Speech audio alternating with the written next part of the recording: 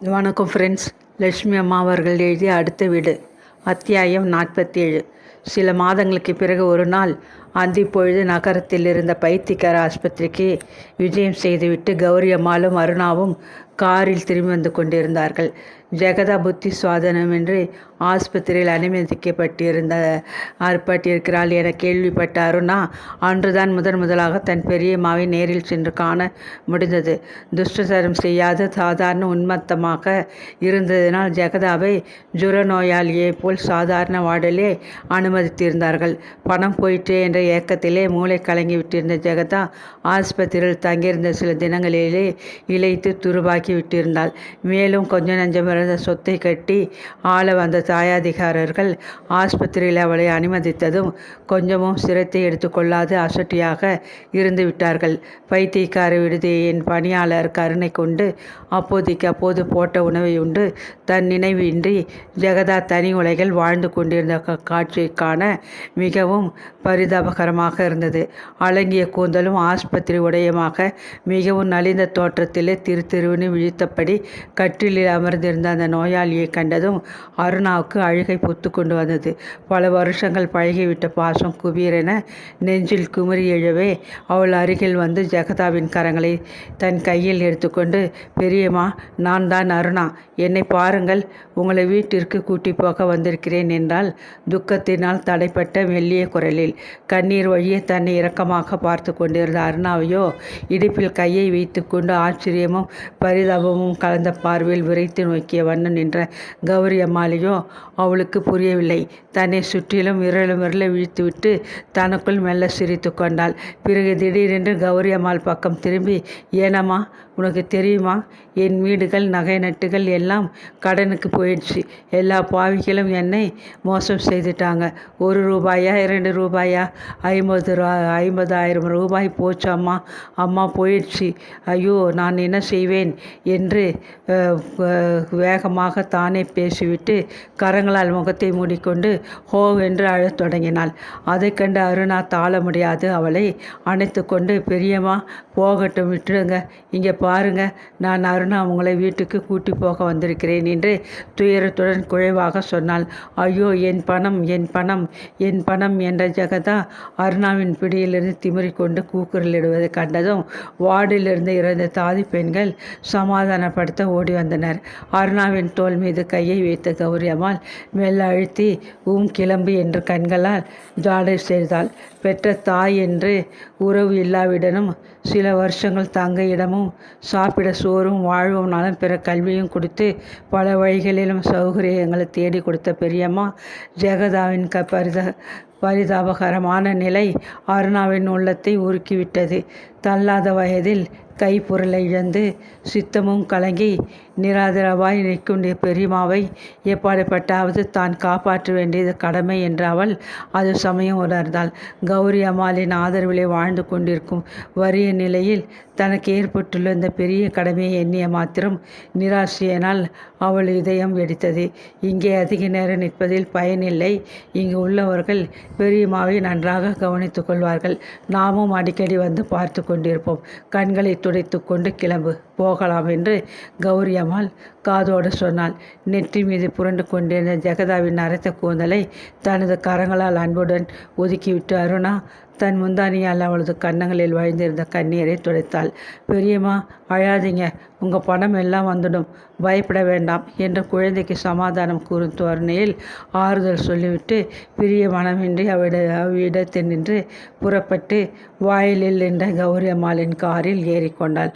அதற்கு மேல் சகிக்க முடியாதவளாக அவள் காரின் ஆசனத்தில் சாய்ந்து கொண்டு சிறிய குழந்தையைப் போல் விக்கி அழத் தொடங்கினாள்.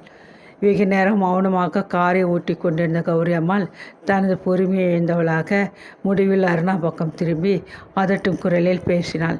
கஷ்டங்கள் அனைத்தும் உனக்கு இன்னும் மன உறுதியை உண்டாக்கவில்லை. அதை காண ஆச்சரியமாக இருக்கிறது.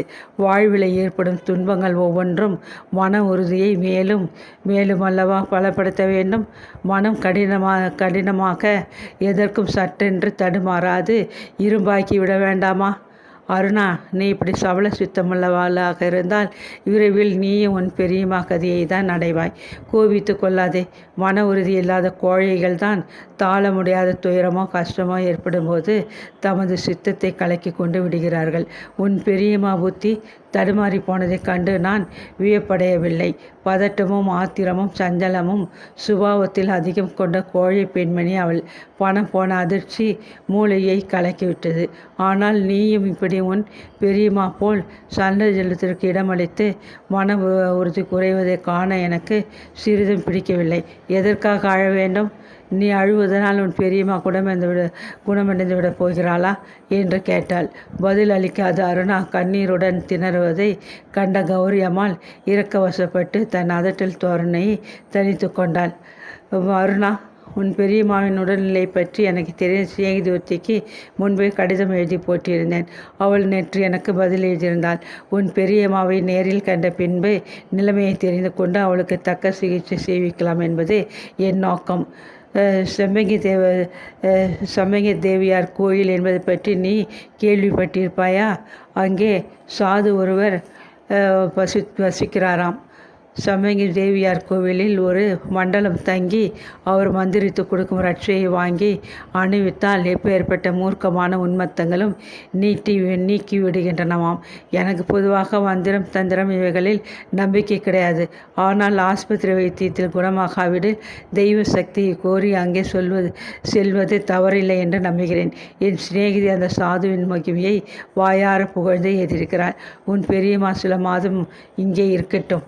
குணமாகாவிடில் நாம் செம்பகி தேவியார் கோயிலுக்கு அனுப்பி வைப்போம் என்றால் கண்ணீரை துடைத்து கொண்டு அருணா ஆச்சரியத்துடன் அவளை பார்த்தாள். அதற்கு பணத்திற்கு எங்கே போகுது என்று தானே யோசிக்கிறாய்? உன்னுடைய வீட்டில் வீடு அடமானது போக சில பாத்திரங்கள் சாமான்கள் முதலியே இருக்கின்றன அல்லவா? அவைகளில் 1/3 பகுதி உனக்கு சொந்தம் அல்லவா? அப்பகுதியை எனக்கு விட்டுவிடு. நான் அளிக்கும் அப்பணத்தை கொண்டு உன் பெரியம்மாவுக்கு உதவி செய். உன் கடமையை செய்த திருப்தி உனக்கு ஏற்பட்டுவிடும். சரிதானே என்று புன்முறுவளித்த கௌரி அம்மாள், தயவு செய்து இறங்கி என்னுடன் வா. இந்த கடையில் நமது சமையல்காரைக்கு தேவையான புடவை கிடைக்குமா என்று பார்க்க வேண்டும் என்றாள். நகரத்தின் பிரபலமான தெரு ஒன்றிலிருந்து அந்த துணி கடையின் முன்னால் கௌரி அம்மாள் தன் காரை நிறுத்திவிட்டு உள்ளே நுழைந்தாள். அருணாவும் பின்தொடர்ந்தாள். வீணாக பொழுதை கழிக்க விரும்பாத விடுவிடுன்னு சாதாரண நூல் சேலைகள் வைத்திருக்கும் பீரோ அருகில் சென்று தனக்கு தேவையான ரகத்தில் ஒரு சேலையை பொறுக்கி எடுத்து தனது வியாபாரத்தை முடித்து கொண்டு அருணாவுடன் கடையை விட்டு வெளிப்பட்டாள் கௌரி அம்மாள். அது சமயம் கடையின் முன்பு புத்தம் புதியதொரு பெரிய கார் ஓசையின்றி வந்து நின்றது. அதன் நின்று இறங்கிய இளம்பெண் தன் முதுகு மட்டும் தெரிய திரும்பி கொண்டு காரின் ஆசனத்தில் குனிந்து ஏதோ தேடிக்கொண்டிருந்தாள். அந்த சில நிமிஷங்கள் அருணா அவளது பின்னழகை வியப்புடன் பார்த்து கொண்டு நின்று விட்டாள். சுருண்டு அலைகள் போல் நெளிந்த கூந்தலின் நடுவே பின்தலையில் வைத்து பின்னப்பட்டிருந்த வைர ராகுடி மீது கடை வாயில் நின்று எழுந்த மின்சார விளக்கொலி பட்ட போதெல்லாம் தகதகவென்று மின்னி கொண்டிருந்தது. கருநாகம் போல கடையின் அலங்காரம் அவளது அழகுக்கு அழகு செய்த வண்ணம் இருந்தது. மருதாணியில் சிவந்த தனது வெண்ணிற விரல்கள் நீட்டி காரின் கதவை தள்ளினாள் அந்த பெண். அவள் கையில் அணிந்திருந்த வைர வளையல்களிலிருந்து வீசிய வர்ண ஜாலத்தை வேடிக்கை பார்த்து கொண்டு தன்னை மறந்து நின்ற அருணா அந்த பெண்ணின் முகம் மறுபக்கம் திரும்பியதும் திடுகிட்டு போனாள். கர்ப்பிணி போல் தென்பட்ட கவுண்டர் செல்வ மகள் நளினி தன் கணவர் வீட்டு உறவு பெண் ஒருத்தியுடன் கடைக்கு ஏதோ வாங்க வந்திருந்தாள். கழுத்தை வளைத்து கொண்டு உடலை நெளித்தபடி சிரமப்பட்டு மூச்சு வாங்க கடை வாயிற்படிகளில் மீது ஏறியாமல் ஒரு கணம் நேருக்கு நேர் அருணாவை சந்திக்க நேர்ந்தது. அந்த கொஞ்ச நேரத்தில் நெஞ்சத்தில் குமுறி எழுந்த உணர்ச்சி கொந்தளிப்பில் அருணாவுக்கு நெஞ்சமே வெடித்துவிடும் போலிருந்தது. நளினி பேசினால் என்ன பேசுவது? பேசுவாளா என்று பலவும் விரைவில் சிந்தித்த அருணா நெஞ்சு பதற ஆவலுடன் அவள் முகத்தை நிமிர்ந்து பார்த்தாள். அதே சமயம் அருணாவை கவனித்த நளினியின் முகம் திடீரென்று சோபை எழுந்து வெளியடைந்து போயிற்று. ஏதோ சொல்ல வந்தவள் ஏற்பட்ட திகைப்பில் வார்த்தை தடுமாற சட்டென நின்று விட்டாள். ஆனால் அடுத்த நிமிஷம் சாமர்த்தியமாக அவள் தன் நிலையை சமாளித்து கொண்டு அருணாவை முன்பின் அறியாதவள் போல் கடுமையாக தன் முகபாவத்தை மாற்றிக்கொண்டு கடைக்குள் வீரென்று சென்று புகுந்து கொண்டு விட்டாள். அவமானமும் துயரமும் ஒருங்கே எய்திய அருணா அருணாவுக்கு தன் உடல் திடீரென்று ஒரு சாணாக குறுகிவிட்டது போன்ற ஒரு பிரமை ஏற்பட்டது. கனவில் செல்கிறவர்கள் போல் கௌரி அம்மாள் இப்போ தொடர்ந்து வண்டியில் ஏறிக்கொண்டாள். கொஞ்ச தூரம் வண்டியை பேசாது செலுத்திய கௌரி அம்மாள் அருணாவை பக்கம் திரும்பி, பார்த்தாயா, உன் மாஜி சிநேகிதியை கல்யாணம் நின்று போனதென்றால் பல வருஷங்களாக ஏற்பட்ட நட்பும் தடைப்பட்டு போக வேண்டுமா? சௌக்கியமா அருணா என்று கேட்டால் அவள் வாயில் நின்று முத்துக்கள் உதிர்ந்து விடுமா? பார்த்துக்கொள். வாழ்வில் ஏற்படும் ஏற்றத்தாழ்வுக்கு தக்கபடி விஷமானி போல் பூங்கியும் மங்கியும் நட்பு கொள்ளும் இந்த பண்பற்ற பிறவிகளின் பொருட்டு ஒரு காலத்தில் நீ எவ்வளவு கண்ணீர் வடித்திருக்கிறாய். இந்த ஒட்டொட்டாம் புல்லுகளுக்காக நீ உருகியது எவ்வளவு தவறு என்று தெரிந்து கொள் என்றாள். தொடர்ந்து, அருணா, நளினியிடம் நீ கற்றுக்கொள்ள வேண்டிய ஒரு முக்கிய விஷயத்தை இன்று உன் கண்ணால் கண்டாய். நளினியும் உன் போல் தன் மனத்தை தனக்கு வரப்போவதாக நிச்சயித்த ஒரு வாலிபனிடம் பறி கொடுத்தாள். கல்யாணம் நடக்காத நின்று போனதும் நளினி உடனே தற்கொலை செய்து கொண்டு விட்டாளா? அல்லது அவளது வாழ்வு அத்துடன் சூன்யமாகிவிட்டதா? ஜம் ஜம் என்ற அதே முகூர்த்தத்திலே அந்தஸ்திலும் அழகிலும் சற்று குறையாத வேறு ஒரு மணாளனுக்கு மாலையிட தன் கழுத்தை நீட்டிவிட்டாள். இன்று இல்லற இன்பத்திலே இவர் தாய்மை பெற்றுவிட்ட பெருமையை உலகிற்கு அறிவிப்பது போல் ஆடம்பரமாக வெளியே உலாவுகிறாள். சோமசேகரை மணக்காது தவறிவிட்ட நளினி இன்று ஆனந்தமாக இருக்கவில்லையா? அவள் செத்தா போய்விட்டாள் என்று உரத்த குரலில் அதட்டி பேசினாள். அருணாவிற்கு ஏற்பட்ட துயரம் அவளது வார்த்தைகளை கேட்டதும் சற்று ஆறுதல் அடைந்தது. ஆமாம், நீங்கள் கூறுவது வாஸ்தவம். நளினி இருதயமுடைந்து இறந்து விடவில்லை, சந்தோஷமாக வாழ்ந்து கொண்டுதான் இருக்கிறாள் என்று பெருமூச்சிருந்தாள் அருணா. கொஞ்ச நாள் சென்றதும் நீயும் நளினியைப் போல் வேறு ஒருவனை மணந்து கொண்டு சந்தோஷமாக தான் வாழப்போகிறாய். இந்த உலகில் யாருக்காகவது வேறு ஒருத்தர் உயிரை மாய்த்து கொள்ள முடிவதில்லை. காலம் மனப்புண்ணை விரைவில் குணப்படுத்திவிடும். இன்று பிரமாதமாக காணும் விஷயங்கள் நாளை அவ்வளவு அதிசயமாக தோன்றாது. அதற்கு மறுநாள் மறந்தே போய்விடும். இது உலக நியதி. நீ மட்டும் இதற்கு விதிவிலக்காக இருக்க மாட்டாய். ஆகவே என் அருமை அருணா, கவலையை விடு என்றாள் கௌரி அம்மாள். இதற்குள் வண்டி வீட்டை அடைந்துவிடவே இருவரும் இறங்கி உள்ளே சென்றனர். மேஜை மீது வேலைக்கார பெண் கொண்டு வந்து வைத்த கடிதங்களை ஆராய்ந்த கௌரி அம்மாள் ஒரு கடிதத்தை எடுத்து, அருணா, உனக்கு இந்த கடிதம் வந்திருக்கிறது. கிராமத்திலிருந்து வந்தது போல் காண்கிறது, படித்து பார் என்று கொடுத்தாள். ஆவலுடன் அக்கடிதத்தை வாங்கி அருணா பிரித்தாள். காரிக்குளத்திலிருந்து சிதம்பரம் அவளுக்கு எழுதியிருந்தான். அன்புள்ள அருணா, நீ தொடர்ந்து கலாசாலையில் சேர்ந்து படிப்பது அறிய மகிழ்ச்சி. உனது அரை வருஷ பரீட்சை முடிஞ்சதும் விடுமுறை சமயம் நீ இங்கே வந்து போவது அவசியம் என வற்புறுத்த விரும்புகிறேன். தை மாத தொடக்கத்திலேயே 3ஆம் தேதி வாக்கில் ஆனந்தன் விடுதலை அடைந்து வீட்டிற்கு வரக்கூடும் என்று அறிகிறேன். அது சமயம் நீ அருகில் இருந்து அவனை வரவேற்றால் அவனுக்கு மிகவும் ஆறுதலாக இருக்கும் அல்லவா? உனது அண்ணன் ஆனந்தனை பற்றி நீ நன்கு அறிவாய். சுபாவத்தில் மென்மையான தன்மை படைத்த அவன் மனம் கடந்து போன பல சம்பவங்களினால் மிகவும் அதிர்ச்சி பெற்றிருக்கும். விடுதலை அடைந்த பின்பு ஊருக்கு வரவும் வீட்டில் திரும்ப வசிக்கவும் அவன் நாணி வெறுப்படையலாம். அவன் மனம் சோரவிட்டு அது தடுத்து உற்சாகமூட்டி அவனது வாழ்வை திரும்ப பொலிவுற வைக்க வேண்டியது நண்பன் என்ற முறையில் என் கடமை என நான் எண்ணுகிறேன். சகோதரி என்ற உறவில் நீயும் அவரை தான் எண்ணுவாய். ஆகவே தயவு செய்து விடுமுறையின் போது சுணங்காமல் நீ உனது உற்ற துணையான கௌரி அம்மாள் அவர்களுடன் கிராமத்திற்கு வர வேண்டும் என்று வேண்டிக் கொள்கிறேன். இன்னொரு முக்கியமான விஷயம், உனது ஒன்றுவிட்ட பாட்டியார் பெரியநாயகி என்பவரை ஞாபகமாக இருக்கிறதா? அவர்கள் சமீபத்தில் ஒரு மாதத்திற்கு முன்பு தமது கிராமத்திலே காலமாகிவிட்டாராம்.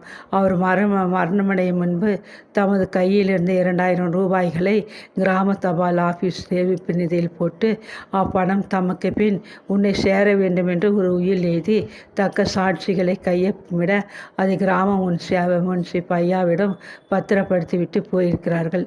இந்த சங்கதியை உன்னை தேடிக்கொண்டு நேற்று இங்கு வந்த முன்சிப் ஐயாவின் ஆள் ஒருவர் கூறினார். உன்னை நேரில் அழைத்து கொண்டு அந்த பணத்தை பெற்றுக்கொள்ள வருவதாக நான் அவருக்கு ஒரு கடிதம் எழுதி போட்டிருக்கிறேன். உன் பரீட்சை முடிந்ததும் நீ இங்கே வருவது பல காரியங்களை பொறுத்து மிகவும் நலமாகும். சிதம்பரம். கடிதத்தை படித்து முடித்ததும் கௌரி அம்மாளிடம் கொடுத்தாருன்னா, அம்மா, நான் என் வாழ்வில் யாருக்கெல்லாமோ கடமைப்பட்டிருக்கிறேன். பிரதிபலனை எதிர்பாராது அன்பை வருஷித்த என் பாட்டியார் பெரிய நாயகி, தங்கையிடமும் கல்வியும் அளித்த பெரியம்மா, துயரம் மேலிட்ட சமயம் தக்க ஆறுதல் மொழிகள் கூறி இடமளித்து உதவி செய்யும் தாங்கள், அண்டை வீட்டுக்காரர் என்ற முறையில் விரோதம் பாராட்டுவதற்கு எதிராக அதீதமான அன்பு காட்டி உண்மையான நட்பு பாராட்டி உதவும் சிதம்பரம், இன்னும் தெரிந்தும் தெரியாமலும் பலர் இவ்வளவு பேருக்கும் நான் உயிருடன் உள்ளவரை நன்றி பாராட்ட கடமைப்பட்டிருக்கிறேன். இந்த கடமை எனக்கு மிகவும் பாரமாகவல்லவா தென்படுகிறது என்று உணர்ச்சியுடன் கூறினாள். நமக்கு உதவி செய்யும் ஒவ்வொருவருக்கும் நாம் திரும்ப உதவி செய்தால்தான் கடமை ஆற்றினோம் என்று அர்த்தம் அல்ல.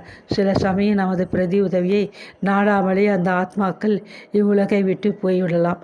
ஆனால் நமது வாழ்வில் நம்மால் முடிந்த உதவிகளை பிறருக்கு செய்ய முயற்சித்தால் அதுவே போதும். உன் பாட்டியார் பெரிய நாயகிக்கு பிரதி உதவி செய்யக்கூடவில்லை என்று தற்சமயம் வருந்தாதே.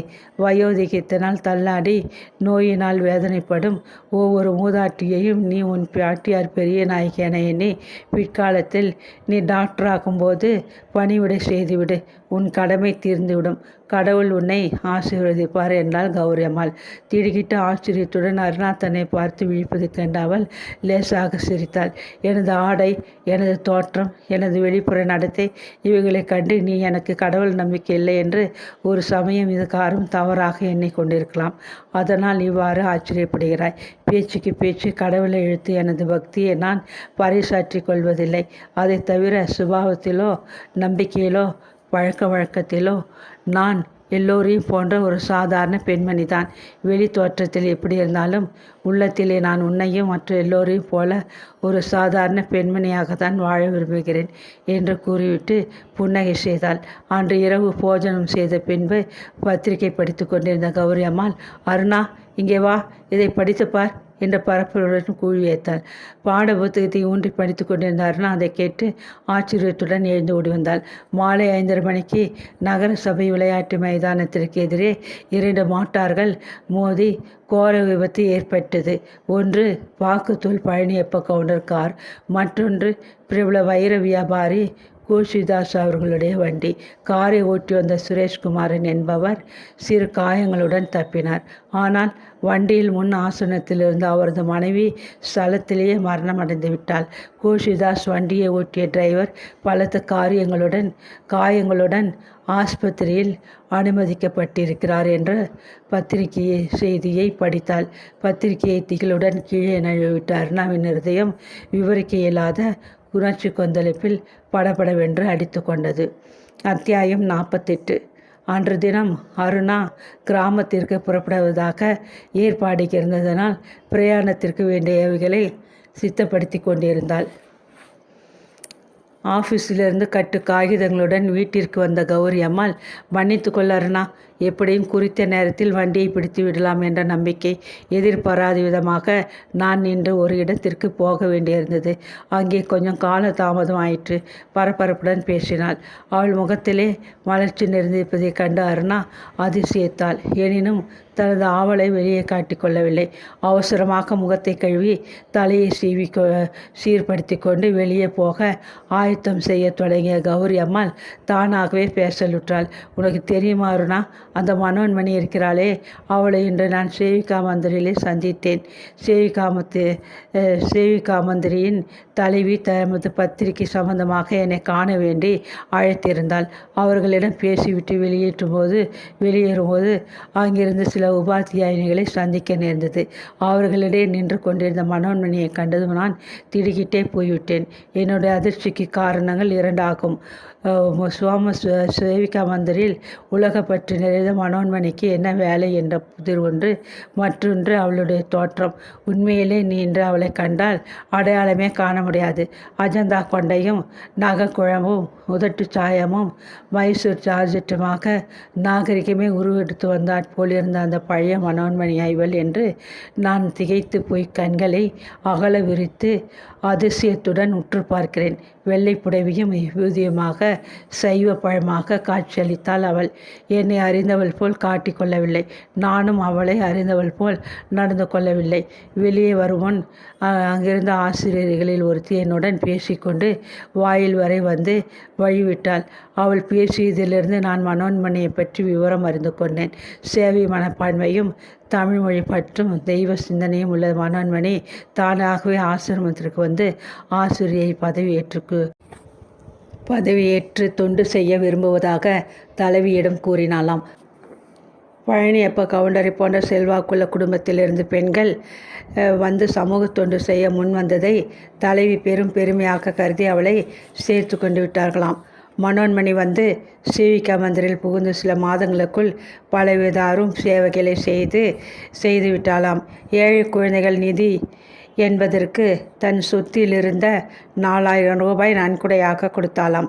மந்திரில் தமிழ் சங்கம் என்பதை நிறுவி அதற்கு தலைவியாகி வாரத்திற்கு 2 முறை காரைக்கால் அம்மையார், மங்கையர்கட்சி போன்ற சைவ பற்றுள்ள பெண்களின் வாழ்க்கை பற்றிய அரிய சொற்பொழிவுகளை ஆற்றி தமிழுக்கும் தொண்டாற்றி வருகிறாளாம். இதையெல்லாம் கேட்டதும் என் தலை கிறுகிறுத்தது. இது உண்மை என்பதை நான் மனோன்மணியை நேரில் காணாவிடில் நம்பியிருக்க மாட்டேன். பாவம், மனோன்மணி அவர்களது காதல் அவளுக்கு முடிவில் துறவரத்தை கொடுத்துவிட்டது என்று கூறிவிட்டு லேசாக சிரித்தாள். நீங்கள் கூறிய அனைத்தும் கேட்க ஆச்சரியமாக இருக்கிறது. மனோன்மணிக்கு உல்லாசமான உலக வாழ்வின் மீது எத்தனை ஆசை! அவ்வளவையும் திரஸ்கரித்துவிட்டு துறவி போல் பொதுஜன சேவை செய்வதென்றால் நம்ப முடியவில்லை என்றால் அருணா. சில சமயங்களில் வாழ்க்கையில் நடக்கும் சில நிகழ்ச்சிகளை நம்பதான் முடியாது. மனோன்மணி துறவியானது முற்றிலும் உண்மை. இந்த சந்தர்ப்பத்திலே எனக்கு புகழ்பெற்ற கதாசிரியர் ஒருவரின் மணிமொழி ஞாபகத்திற்கு வருகின்றது. துறவியின் கடந்த காலம் பாவம் நிறைந்ததென்றால் பாவியின் வருங்காலம் சுபிட்சம் நிறைந்ததாக இருக்க வேண்டும் இல்லையா என்பது அந்த வாக்கு. இதில் மனோன்மணி விஷயத்தில் உண்மை நிறைந்திருக்கிறது என்று பரிகாசமாக பேசி சிரித்தாள் கௌரி அம்மாள். பிறகு திடீரென்று ஏதேதோ நினைத்து கொண்டவளாக, அருணா, முக்கியமான ஒரு விஷயத்தை சொல்ல மறந்துவிட்டேனே. ஆஃபீஸ் விலாசத்திற்கு வந்த இந்த கடிதத்தை உன்னிடம் கொடுக்க மறந்து போனது எவ்வளோ முட்டாள்தனம் என்று கூறிவிட்டு கைப்பையை திறந்து பரபரப்பாக ஒரு கடிதத்தை எடுத்து கொடுத்தாள். ஆவலுடன் அதை வாங்கி உரை மீது இருந்த கையெழுத்தை பார்த்த அருணாவை நெஞ்சு படப்படுத்தது. நெற்றி மீது துளிர்த்த வியர்வையை துடைத்து கொண்டு கடித உரையை கிழித்து படிக்க ஆரம்பித்தாள். அன்புள்ள அருணா, ஸ்ரீமதி கௌரி அம்மாளின் ஆதரவிலே நீ நகரத்தில் தங்கி வசிப்பதை அறிந்து அவர்கள் விலாசத்திற்கு உனக்கு கடிதம் எழுத துணிந்தேன். இந்த கடிதம் உனக்கு ஆச்சரியத்தையும் சிறிது துயரத்தையும் கொடுக்கக்கூடும்.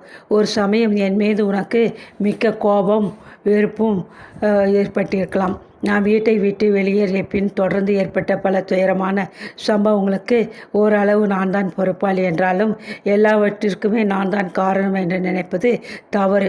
எனினும் நடந்துவிட்டது. என்னால் உனக்கு நேர்ந்த பல அவமானங்களையும் கஷ்டங்களையும் நீ மறந்து என்னை சகோதரி என்ற முறையில் மன்னிக்க வேண்டுகிறேன். கடிதத்தின் தலைப்பில் உள்ள விலாசம் உனக்கு அதிசயத்தையும் பிரமிப்பையும் உண்டாக்கலாம். ஆமாம் அருணா, கடைசியில் பல தொல்லைகளுக்கு பிறகு என் கனவு நனவாயிற்று. நான் ஸ்ரீமான் சோமசேகர் அவர்களை சில மாதங்களுக்கு முன்பு மணந்து கொண்டு விட்டேன். தற்சமயம் என் மாமனாரான அயலூர் பண்ணையார் மகன் மீது கொண்ட மனஸ்தாபத்தை மறந்து எங்கள் இருவரையும் குடும்பத்தில் ஏற்றுக்கொண்டு விட்டார். உனக்கு எல்லாம் புதிர் போல் காண்கிறது. விளக்கமாக சொல்கிறேன் கேள். வீட்டை விட்டு வெளியேறியுடையதும் நான் பல இன்னல்களை அனுபவித்தேன். அவைகளை நேரில் விவரமாக கூறினால்தான் புரியும். என் கஷ்டங்களுக்கு காரணமாக என் கணவரே அமைந்தார் என்றாலும் மிக இல்லை. ஆனால் இப்பொழுது நான் அவரை மன்னித்து விட்டேன். பல கஷ்டங்களுக்கு பிறகு நான் முடிவில் ஒரு லாரி விபத்தில் சிக்கி ஆஸ்பத்திரியில் அனுமதிக்கப்பட்டு அங்கிருந்து நர்சு உதவியால் பங்காரம்மாள் என்கிற பண்புமிக்க மூதாட்டி ஒருவரின் வீட்டில் சமையல்காரியாக வேலைக்கு அமர்ந்தேன். அவர்களுக்கு சோமசேகர் குடும்பத்தை நன்கு தெரியும். நான் யார் என்பதை அறிந்து கொண்டு விட்டு அவர்கள் எப்படியோ சோமசேகரின் தொடர்பை ஏற்படுத்தி கொண்டு அவர் எனக்கு இழைத்த அநீதியை எடுத்து கூறி அவரது மனதை மாற்றி அவரது தவறை உணர செய்து விட்டதோடு அவரை வரவழைத்து என்னை சந்திக்க செய்து இருவருக்குமிடையே இருந்து புத்தி சொல்லி எங்கள் திருமணத்தையும் ஆர்ப்பாட்டமின்றி தமது செலவழியை எளிய முறையில் நடத்தி வைத்து விட்டார். சோமசேகர் என்னை மணந்து கொள்வதற்கு ஒப்பி முன் வந்ததற்கு என் மாமனார் விஷயத்தை கேள்விப்பட்டு முதலில் மகன் மீது கொண்ட கோபமாறி எங்கள் இருவரையும் குடும்பத்தில் ஏற்றுக்கொண்டதற்கும் பங்காரம்மாள் தான் காரணமானவர் என்று கூற மாட்டேன். நமது அடுத்த வீட்டிலே வசித்து நமக்கு உற்ற நண்பராக திகழ்ந்த சிதம்பரத்திற்கு இந்த பெருமையில் ஒரு பகுதி சேர வேண்டியது என்று சொல்லிக்கொள்ள விரும்புகிறேன். அன்புள்ள அருணா, நாம் சாதாரணமான அன்றாட வாழ்விலே கூட சில தவறுகள் செய்து விடுகிறோம். நமக்கு அண்டை வீட்டிலே வசிப்பவர்களை பற்றி அறிந்து கொள்ள பொழுது இருப்பதில்லை. ஏன் நாம் முயற்சிப்பதும் இல்லை. அண்டை வீட்டு சிதம்பரத்தை பூர்ணமாக அறிந்து கொள்ள எனக்கு இப்பொழுதுதான் முடிந்தது. ஆரம்பத்திலே அவர் பிறர் விஷயங்களில் தலையிடும் முந்திரிக்கொட்டை மனிதர் என்று கூட தவறாக நினைத்து விட்டேன். அவரது தாயை பற்றி தாழ்வாக எண்ணினேன். சிதம்பரம் தங்கமான மனிதர். அவர் தமது குடும்பத்துக்கு செய்துள்ள உபகாரம் கொஞ்சம் நஞ்சமில்லை. என்னை கண்டுபிடிக்க வருபாடுபட்டு சொந்தமாக பண செலவு செய்து கடைசியில் ஒருவாறு பங்காரம்மாளிடம் நான் தங்கியிருப்பதை அறிந்து கொண்டு விட்டார். பங்காரம்மாளுக்கு உதவியாயிருந்து என் திருமணத்தை நடத்தி வைத்தார். அத்துடன் என் மாமனாருக்கு தக்க மனிதர்களை கொண்டு புத்தி சொல்ல செய்து எங்களை குடும்பத்தில் ஏற்றுக்கொள்ள உதவினார். அண்ணன் ஆனந்தன் வழக்கில் மிக்க சிரத்தை எடுத்துக்கொண்டார். கடைசியாக அவர் நமக்கு செய்துள்ள உபகாரத்தை நாம் உயிருள்ளவரை மறக்கவே முடியாது. ஆனந்தன் அண்ணன் வீடு வரும்போது நாம் அனைவரும் இருந்து அவரை வரவேற்று அவருக்கு ஆறுதல் அளிக்க வேண்டியது என்ற ஏற்பாடு அவரது கடைசி ஏற்பாடு. எனக்கும் என் கணவருக்கும் ஆனந்தனை சந்திக்க மிகவும் பயமாக தான் இருக்கிறது. ஆனால் அண்ணனிடம் தாம் பேசி எல்லோரையும் தாம் ஒன்று சேர்த்து வைத்துவிடப் போவதாக சிதம்பரம் உறுதி சொல்கிறார். நீ அடுத்த வார ஆரம்பத்தில் உனது சிநேகிதி கௌரி அம்மாளுடன் நகரத்திற்கு வரப்போவதை அறிகிறேன். கடந்து போனதை மறந்து முன்போல் நாம் அன்பு பூண்டு ஒற்றுமையாக வாழ முயற்சிப்போம். நீ என்னை மன்னித்து வரவேற்பாய் என நம்புகிறேன். இப்படிக்கு உன் அன்புள்ள இந்திராணி. குறிப்பு: எனது வாழ்வின் லட்சியம் நிறைவேறியது. நான் விரும்பிய கணவருக்கு மாலையிட்டேன். வறுமையை உதறிவிட்டேன். ஆனால் அன்புள்ள சகோதரி, அதை அடைய முயற்சித்த பாதை மிக மிக துயரம் நிரம்பியதாக இருந்தது. என்னவோ என் ஒருத்திக்கு வெற்றி கிடைத்துவிட்டது. ஆனால் என் போல் துணிவுடன் இப்பாதையில் புகும் எல்லா பெண்களும் வெற்றி பெற்று விடுவார்கள் என்று சொல்வதற்கில்லை. வாழ்க்கை எனக்கு கற்றுக் கொடுத்த கசப்பான போதனை இது. இந்திராணி கடிதத்தை படித்து முடித்ததும் கௌரி அம்மாளிடம் அதை அருணா கொடுத்து படிக்க சொன்னாள். ஆனந்தன் விடுதலை பெற்ற தினம் காலையில் எழுந்து சிதம்பரத்தின் வில்வண்டியில் அருணா, கௌரியை, சவுந்தரம்மாள், சிதம்பரம் அனைவரும் நகரத்திற்கு சென்றார்கள். சிறைச்சாலை நின்று வெளிவந்த அண்ணனது மாறிய தோற்றத்தை கண்டதும் அருணாவுக்கு துக்கம் பொங்கி கொண்டு வந்தது. வாய்க்குளிர அண்ணா என்று விம்மிக்கொண்டு ஓடி ஆனந்தனை அணைத்து கொண்டாள். தன்னை வரவேற்க வந்து விட்ட நண்பர்களின் மனக்குழைவு ஆனந்தனை மிகவும் துயர வசப்படுத்தவே அவன் எல்லோரையும் கண்டு சிறு குழந்தை போல் விம்மி அழுதான். எப்பொழுதுமே அதட்டலாக பேசும் கௌரி அம்மாளுக்கு கூட இந்த காட்சி மனத்தை உருக்கிவிடவே அவள் மறுபக்கம் தலையை திருப்பிக் கொண்டு வானத்தை பார்த்த வண்ணம் இருந்தாள். இந்த சமயம் சவுந்தரம்மாள் தாய்மை அன்பு நிறைந்த மெல்லிய குரலில், ஆனந்தா, வருத்தப்படாதே. நாங்கள் எல்லோரும் உன்னை கூட்டி போக வந்திருக்கிறோம். உன் தங்கையின் மானத்தை காக்க இந்த காரியம் நீ செய்தாய். அதனால் வெட்கப்பட ஒன்றுமில்லை என்று அன்புடன் ஆறுதல் சொன்னாள். வீட்டை அடைந்த போது ஆனந்தனுக்கெல்லாம் ஒரே அதிசயமாக இருந்தது. 2 வீடுகளும் பெருக்கி மெழுகி கோலமிடப்பட்டிருந்தன. அவனுக்காக சுவை மிகுந்த ஒரு விருந்து காத்து கொண்டிருந்தது. சிதம்பரத்தின் ஏற்பாட்டின்படி முன்னதாகவே வந்து வீட்டில் காத்திருந்த இந்திராணி ஆனந்தனை கண்டதும் ஓடி வந்த துயரத்துடன் அவனது கால்களில் விழுந்து நமஸ்கரித்தாள். அண்ணா, நீங்கள் என்னை மன்னிக்க வேண்டும். அத்துடன் என் கணவரையும் மன்னிக்க வேண்டும் என்று கண்ணீருடன் அரற்றினாள். சிதம்பரம் வாயிலாக அனைத்தும் அறிந்திருந்த ஆனந்தன் திடுக்கிடவில்லை. ஆனால் சோமசேகர் தன் கைகளை நீட்டி, ஆனந்தா, ஒருவரை மன்னித்து கொண்டு விடுவோம். உனது கத்தி குத்தினால் நான் புனர்ஜென்மம் அடைந்து நல்லதொரு மனிதனானேன். சட்டம் என்பதை யாரும் தமது கையில் எடுத்துக்கொள்ளக்கூடாது. நியாயம் வழங்குவது நியாய சபையின் உரிமை என்பதை நீயும் உணர்ந்து கொண்டாய். ஆகவே இருவரிடையே மனத்தாங்களுக்கு இனி இடம் இருக்கக்கூடாது என்று கூறிய போது ஆனந்தன் தயக்கத்துடன் சோமசேகர் கருத்தை பிடித்து, எனக்கு உங்கள் மீது கோபமில்லை என்று முணுமுணுத்தான். விருந்திற்கு பிறகு இந்திராணி கணவனுடன் தங்கள் வீட்டிற்கு சென்று விட்டாள். சவுந்தரம்மாள் ஆனந்தனுடைய மனக்கவலையை போக்க ஏதோ பொது விஷயங்களை பேசி கொண்டிருந்தாள். மீண்டும் ஒன்றுபட்ட இந்த குடும்பத்தில் தானும் கலந்து கொண்ட மகிழ்ச்சியும் சவுந்தரம்மாள் மேற்பார்வையில் தயாரிக்கப்பட்ட இனிய உணவருந்திய திருப்தியும் நிறைந்த கௌரி அம்மாள் அன்று மாலை லேசாக வீசிய பனிக்கடக்கமாக ஒரு கம்பளி மப்ளரை தலையில் சுற்றி கொண்டு கையில் சிறு கதிர்பையுடன் தன்னந்தனியாக ஊரை சுற்றி பார்க்க கிளம்பிவிட்டாள். தோட்டத்து கிணற்றில் கொஞ்சம் நீர் எடுத்து வர சென்றாருன்னா அங்கே சிதம்பரத்தை காண நேர்ந்தது.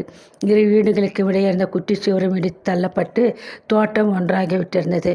நமக்கு இடையே வித்தியாசம் ஏதுமில்லை என்பதற்கு தரை மட்டமாக்கிவிட்ட இந்த இடைச்சுவரே சாட்சி போதும் என்று கூறிவிட்டு அருணா சம்பாஷணையை துவக்கினாள். சிதம்பரம் தங்கள் குடும்பத்திற்கு செய்துள்ள அநேக நன்மைகளுக்கு வந்தனம் செலுத்த வேண்டியது தனது கடமை என்று உணர்ந்து அவள் மெதுவாக, மிஸ்டர் சிதம்பரம், உங்களை பற்றி ஆரம்பத்திலே நான் தவறாக எண்ணியதற்கு மன்னிப்பு கோருகிறேன். நீங்கள் எங்களுக்கு செய்துள்ள உபகாரத்திற்கு நாங்கள் அனைவரும் மிகவும் கடமைப்பட்டிருக்கிறோம். அனைவருக்கும் சேர்த்து என் நன்றியை சமர்ப்பிக்கிறேன். இவ்வளவு அருகில் எங்கள் அண்டை வீட்டில் வசித்து வந்த உங்களை சரியாக அறிந்து கொள்ள முயற்சிக்காது வெளி மனிதர்களை புரிந்து கொள்ள முயன்றது மதியீனம் என உணர்கிறேன் என்றால் உணர்ச்சி பொங்கும் தாழ்ந்த குரலில். பூச்செடி ஒன்றுக்கு களை செய்து ஏறு போட்டு கொண்டிருந்த சிதம்பரம் கையில் படிந்திருந்த மண்ணை உதறிவிட்டு எழுந்திருந்தான்.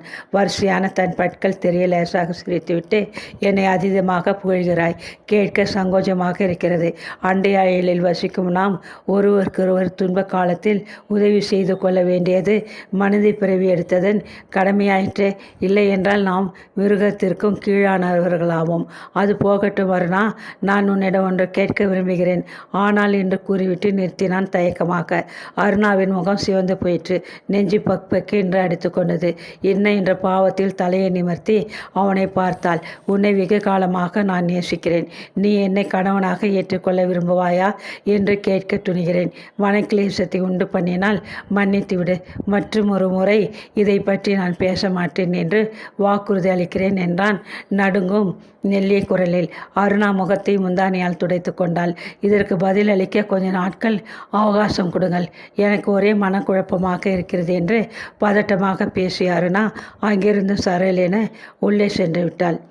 2 தினங்களுக்கு பிறகு ஒரு நாள் மாலை அருணாவிற்கு ஒரு கடிதம் வந்திருந்தது. அதை பிரித்த பொழுது அவளது கரங்கள் நடுங்கின. அன்புள்ள அருணா, சமீபத்தில் நடந்த கார் விபத்தை பற்றி அறிந்திருப்பார். அதில் எனது மனைவி இறந்து போய்விட்டதையும் நீ கவனித்திருப்பாய்.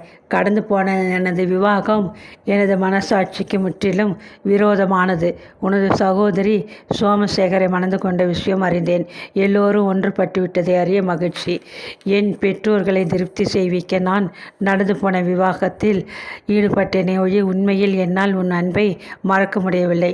நான் மீண்டும் உரிமை பெற்றுவிட்டதனால் உன்னை என் மனைவியாக ஏற்க விரும்புகிறேன். உன் சம்மதத்தை அறிய ஆவலுள்ளவனாக இருக்கிறேன். அன்புள்ள சுரேஷ்குமாரன்.